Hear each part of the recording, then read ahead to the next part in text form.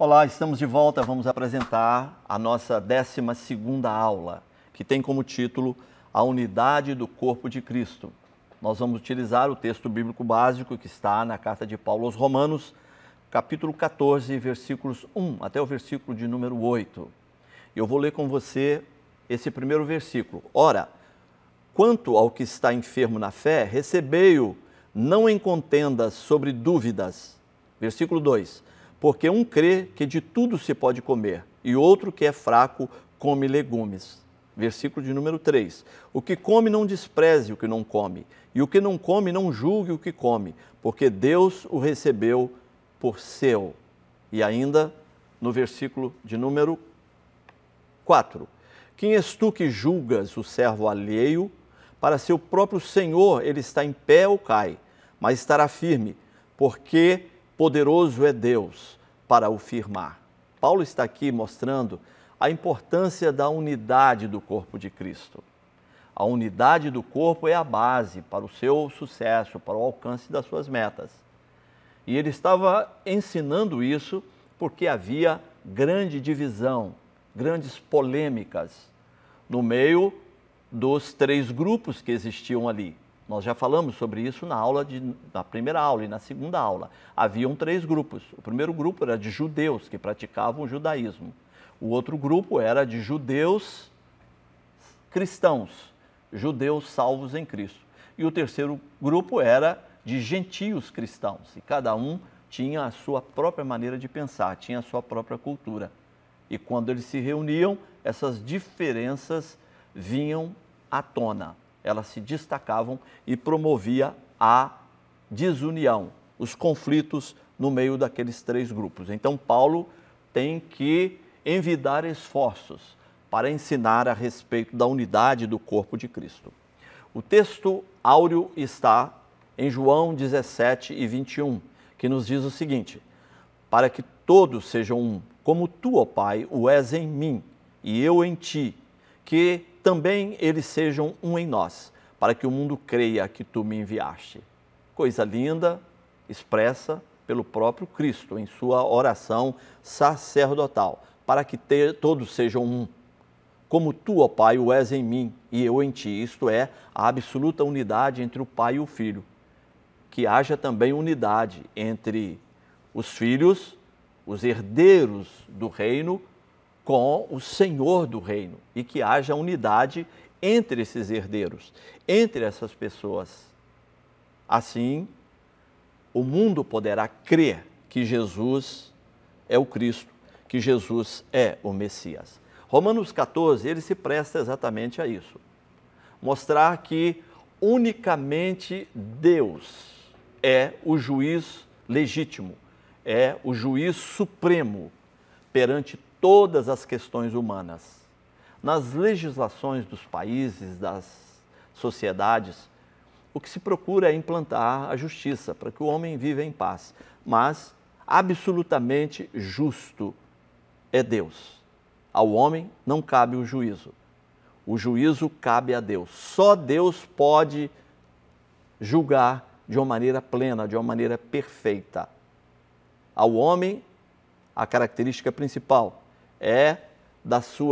são as suas ambiguidades, os tropeços que ele comete ao julgar ao próximo. E ali, na igreja de Roma, naquela comunidade, as pessoas julgavam-se umas às outras, sem qualquer critério, sem piedade. E então Paulo mostra que só Deus pode julgar de uma maneira perfeita, porque a ele pertence o reto juízo. E então Paulo começa a ensinar a respeito da harmonia entre os irmãos, a harmonia fraternal na igreja. E haviam ali os que se consideravam fortes e rotulavam outros como fracos, não é? Mas o relacionamento entre o que se considera forte e o fraco é estabelecido de uma maneira clara por Paulo, aqui nessa epístola, no Novo Testamento. A pessoa redimida em Cristo não deve considerar-se superior, não deve considerar-se forte. A igreja é composta dos cidadãos dos santos, é isso que Paulo diz em Efésios 2:19. assim que já não sois estrangeiros, nem forasteiros, mas concidadãos dos santos e da família de Deus. Concidadãos dos santos e da família de Deus. Todos os grupos divergentes pertencem a uma única família, a família de Deus.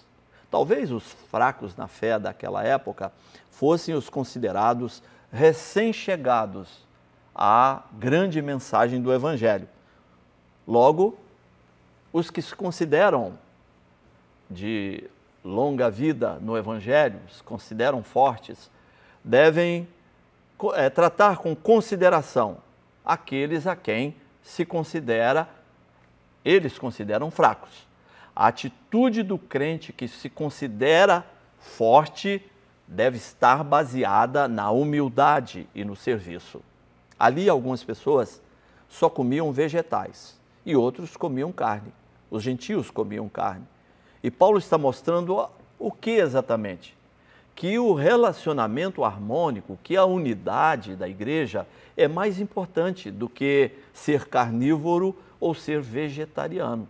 Essas questões não podem servir como um divisor entre essas pessoas. Ser vegetariano ou ser carnívoro é uma questão secundária diante da importância do relacionamento pessoal. O relacionamento baseado na tolerância. O relacionamento baseado no fato de que todos pertencem à família de Deus, foram resgatados, foram comprados pelo mesmo preço, ou seja, pelo sangue de Cristo derramado lá na cruz do Calvário. Havia uma certa indiferença, um certo desprezo pelo divergente naquela comunidade. Então, Paulo faz a eles um grande apelo, que eles compreendessem que os problemas que eles viviam ali, se considerados com as grandes bênçãos, o grande privilégio, eles não representavam quase nada. A questão de consumir vegetais ou consumir carne ou qualquer um outro elemento não deveria servir como motivador de conflito entre eles. Jesus disse em Marcos 7,15 que nada há fora do homem que, entrando nele, o possa contaminar, mas o que sai dele, isso é o que contamina o homem. Eu acredito que essa palavra é muito apropriada nesse contexto da comunidade cristã em Roma. O que contamina o homem não é o que entra pela sua boca, mas é o que sai da sua boca, porque o que sai da sua boca procede do seu coração. A atitude, a melhor atitude recomendada, nasce da fé e deve expressar-se por meio da fé. É isso que Paulo diz, por exemplo, em Romanos capítulo 14, 22 e 23. Ele diz: a fé que tu tens.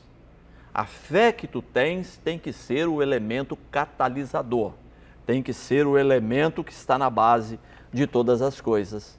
E por isso Paulo diz em Romanos 4 e 3, o que come não despreze o que não come, porque o desprezo ao próximo se constitui em falta grave diante de Deus.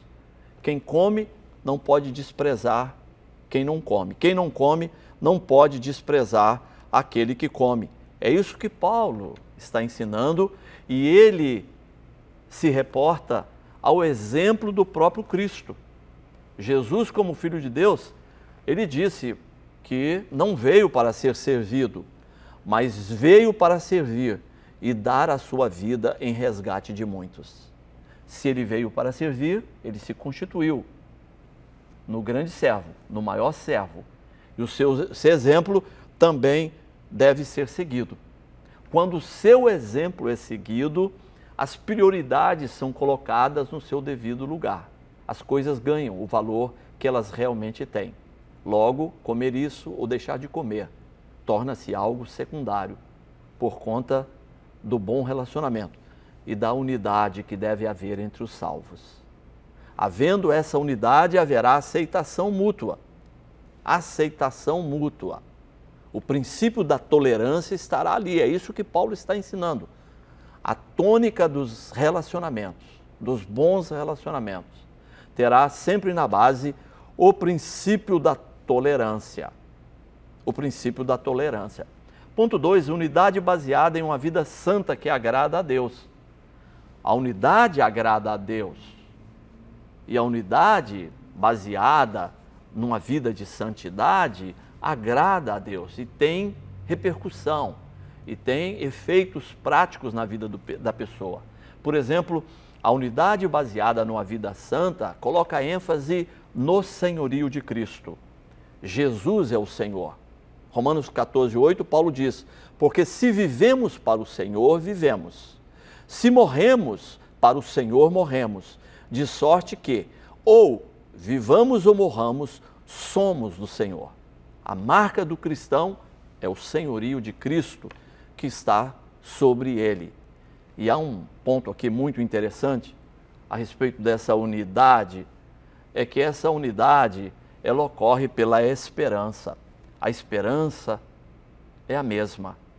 A esperança que salva, a esperança que está sobre aquele que come apenas vegetais, está sobre aquele que é carnívoro e vice-versa.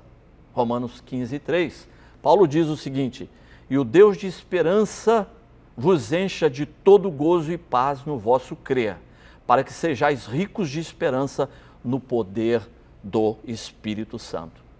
Existem algumas consequências muito claras. Lógico que consequências boas. A unidade da igreja.